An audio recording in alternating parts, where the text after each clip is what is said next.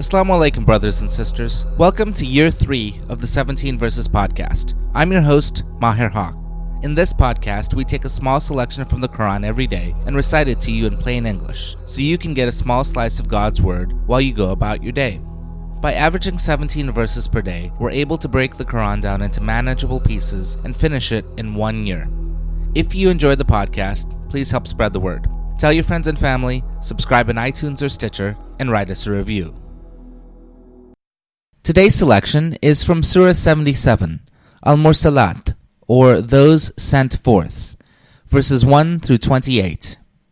In these verses, Allah swears that the day of judgment will be established, and woe to the disbelievers on that day. Also, we'll do a short tafseer on the contrast of the living and the dead mentioned in verses 25 and 26. Bismillahir-Rahmanir-Rahim. In the name of Allah, most gracious, most merciful. By the emissary winds which are sent forth one after another, by the raging hurricanes, by the winds that lift up and scatter the clouds to their distant places, then separate them one from another, by those who bring down the reminder, either to remove the excuse or to convey the warning. Surely that which you are being promised shall be fulfilled.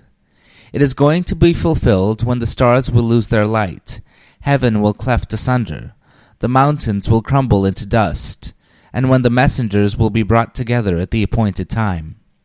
For what day has all this been deferred? For the day of judgment. And what will explain to you what the day of judgment is? Woe on that day to the disbelievers. Did we not destroy the former generations for their evil deeds? And we shall do the same to later generations who will follow them. Thus do we deal with the guilty. Woe on that day to the disbelievers. Have we not created you from an unworthy fluid, which we placed in a secure resting place or the womb, for a period of gestation determined according to need? For we do determine according to need, for we are the best to determine things. Woe on that day to the disbelievers. Have we not made the earth a home for both the living and the dead, set on it lofty mountains, and given you sweet water to drink? Woe on that day to the disbelievers. Ameen.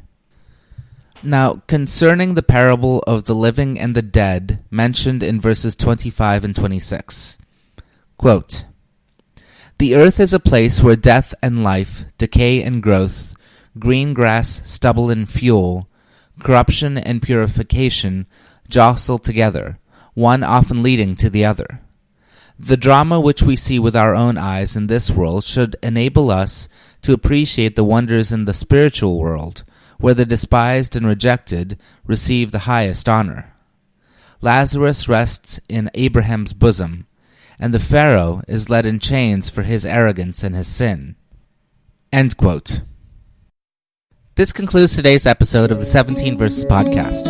I hope that this selection helps increase your understanding of the Holy Quran just a little bit. If you like the podcast, you can subscribe in iTunes or Stitcher and write us a review. Or you can grab the RSS feed and put it into your own podcast app. The show notes, including a text version of this episode, can be found by going to 17verses.com. That's the numbers 17, VERSES.com. Thank you, and be well.